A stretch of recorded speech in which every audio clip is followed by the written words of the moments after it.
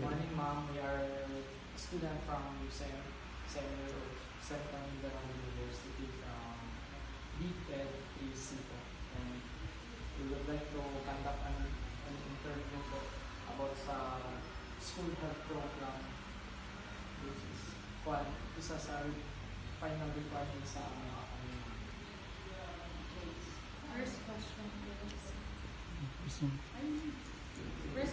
is, what are some ways to implement the program?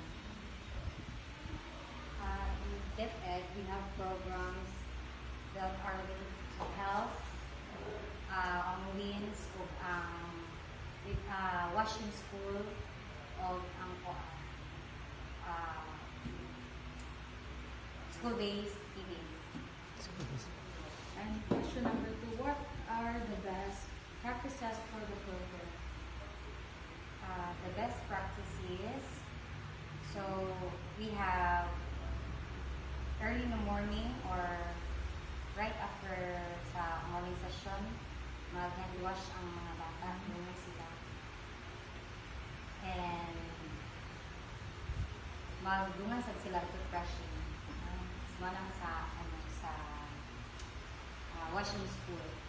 Then once takuan sa school-based feeding, ang mga bata before sila ipag-feed, hand wash, and after of feed, sila o kaon, mag-hand wash na po, and brushing po sila.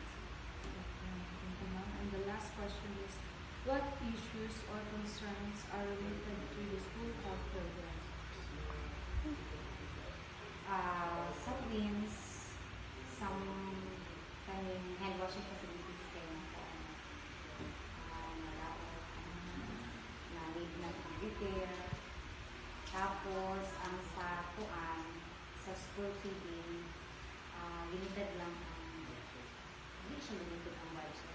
Limited lang ang beneficiary. Since, dagarin o say, wasted and maybe sakto lang need pa ma-feed aron masakto gid lang kuan appropriate sa lang age and kaning kuan depende ka ang mga bata na ma-feed kung advantage siya sa school hindi lang bata so dito pa Pwede na ako kayo I am Selma Malwenda. Actually, 1 year and 6 months ako as co-I totally coordinator. Thank you, ma'am. Thank you, ma'am. Thank you so much.